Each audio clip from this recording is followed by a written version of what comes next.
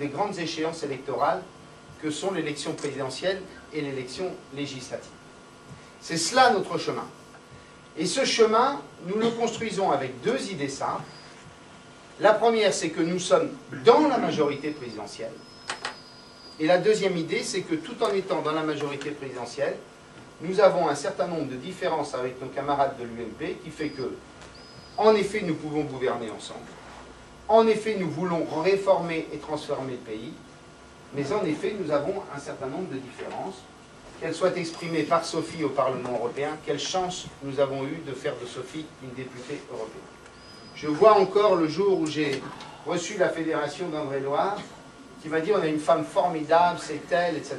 Je lui ai dit on va avoir un engagement, c'est que Sophie, tu deviens députée européen, mais à une condition. C'est que désormais, tu mouilles ta chemise, que tu n'es pas élu Parlement européen pour oublier qui a la métropole, que Bruxelles deviendrait la capitale pour toi, et que nous serions en quelque sorte le pays second.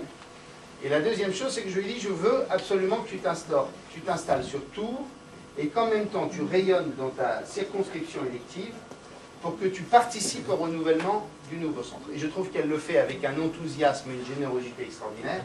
Et donc ça, c'est un vrai bonheur d'avoir Sophie aujourd'hui à Tours et sur cette région. Et puis on le fait aussi.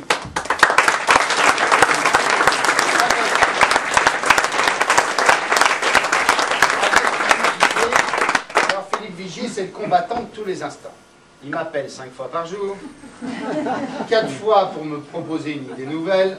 Heureusement, je les mets parfois un peu de côté. Et une fois par jour pour m'engueuler. Parce que telle ou telle chose n'avance pas. Mais Philippe fait partie des quelques députés qui sont sur tous les terrains, qui vont dans les fédérations les plus éloignées, là où il faut tout reconstruire. Et permettez-moi de vous le dire, si je n'avais pas Philippe, eh bien je serais un homme voilà, un peu malheureux. Malheureux non pas parce qu'il nous aide beaucoup dans la construction du parti, c'est parce qu'aujourd'hui Philippe est devenu un ami très proche. Et donc je suis très heureux que Philippe soit avec nous pour participer à cette reconstruction. Donc Philippe, merci pour ce que tu fais.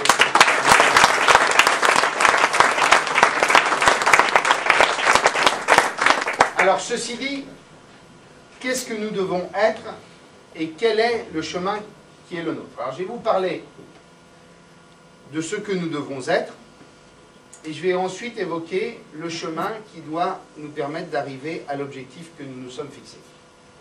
Qu'est-ce que nous sommes? Nous sommes une formation politique qui veut incarner à la fois cet humanisme que porte l'UDF et cette idée de liberté que portait aussi l'UDF. Et c'est pour cela que nous nous sommes engagés auprès du président de la République pour participer au changement, à la modernisation, à la reconstruction du pays.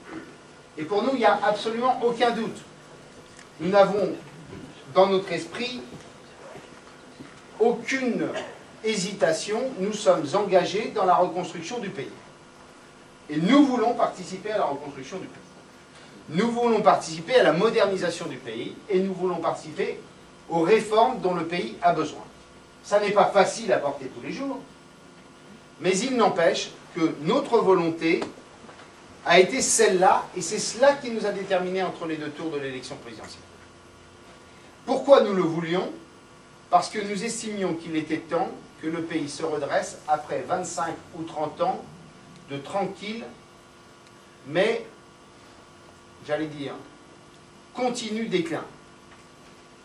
Pendant 30 ans, notre pays a décliné tranquillement et sûrement, sans qu'à aucun moment, selon nous, des politiques ont été mises en œuvre pour lui permettre de retrouver la place, le dynamisme et le rayonnement qui est le sien.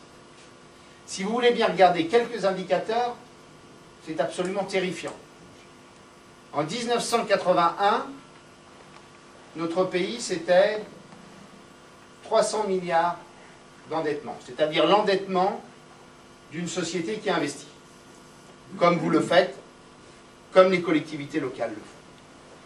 Aujourd'hui, c'est un pays qui accumule 1300 milliards d'euros de dettes, et si vous y ajoutez 1400 milliards d'euros, parce que là maintenant ça va très vite depuis un an, avec la crise, 1400 milliards d'euros de dettes, Et si vous y ajoutez les dettes liées aux retraites, on est à plus de 2000 milliards d'euros. D'ailleurs, ça ne veut plus rien dire tellement les chiffres sont immenses.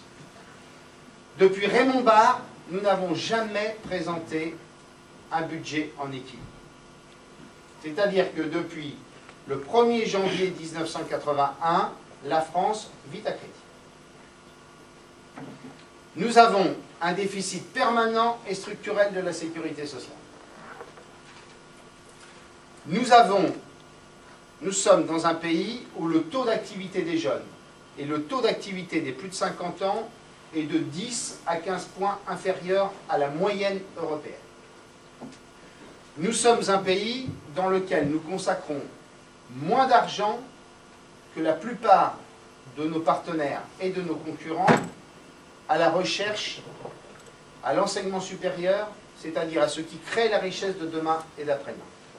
D'où d'ailleurs le fait que, aujourd'hui, en termes de création, de brevets, nous sommes largement à la traîne par rapport à nos principaux concurrents. Ce qui fait qu'aujourd'hui, nous avons une balance commerciale totalement déficitaire, balance commerciale sur laquelle nous avons parfois un regard assez étonnant quand on entend un certain nombre d'analyses, c'est qu'on explique que c'est la faute de l'euro, qui est surévalué par rapport au dollar. Et pourtant, dans le même temps, le pays voisin qui s'appelle l'Allemagne, avec la même monnaie, est capable de faire 180 milliards d'euros d'excédent commercial avant la crise, quand nous faisons 70 ou 75 milliards d'euros de déficit. Ce qui est l'expression même de notre perte de compétitivité et de notre capacité à supporter la globalisation. Et de cela, de cette situation, nous avons un indicateur qui est un indicateur qui est, j'allais dire, l'expression absolue de cette situation, c'est que notre pays, depuis 1995, a fait en moyenne à peu près 1% de croissance de moins que la moyenne des grands pays européens. Alors vous pouvez vous dire, à quoi bon faire 1% de croissance de moins que la moyenne des pays européens? Eh bien, ce 1% de croissance, si vous le cumulez sur 13 ans, ça fait à peu près 20% de richesse globale en plus. Et si vous aviez 20% de richesse globale en plus, on peut se dire à quoi ça sert d'être un peu plus riche. Eh bien, 20% de richesse supplémentaire, si vous estimez que les impôts, c'est à peu près la moitié, eh bien, cela veut dire que nous n'aurions aujourd'hui pas de déficit budgétaire, nous n'aurions pas de déficit de la sécurité sociale, nous aurions été probablement avant la crise à peu près en situation de plein emploi, et nous serions en mesure de régler un certain nombre de défis majeurs et de défis sociaux que vous connaissez tous dans vos familles, comme la dépendance, le handicap, l'Alzheimer, sur lesquels nous sommes incapables d'apporter des réponses qui sont à la hauteur de la demande sociale. Et donc nous avons un pays qu'il nous faut réformer et adapter à la compétition globale. La globalisation, ce n'est pas une philosophie, ce n'est pas une pensée, c'est un fait. Et à ce fait, eh bien, on doit y trouver des solutions pour que nous soyons en mesure de pouvoir rester la grande nation que nous sommes encore, mais qui depuis 25 ou 30 ans décline tranquillement, mais sûrement. Et donc nous avons clairement fait le choix de la majorité présidentielle. Et nous l'avons fait pour porter toute une série d'adaptations qui sont des adaptations qu'on pensait impossibles à mener. Je voudrais vous en citer quelques-unes. Diverses et variées, sur des sujets sur lesquels on pensait que c'était impossible à faire. Depuis 20 ans, la plupart des partis politiques exprimaient l'idée, soit publiquement, soit en catimini pour le Parti socialiste, qu'il fallait assurer l'autonomie des universités pour que les universités soient en capacité, dans leur bassin d'emploi, dans leur bassin de vie, dans leur bassin économique, de pouvoir créer des synergies avec le monde extérieur, pour pouvoir développer des centres de recherche, pour pouvoir développer des laboratoires et pour être en capacité de rentrer dans la compétition saine des universités françaises et européennes.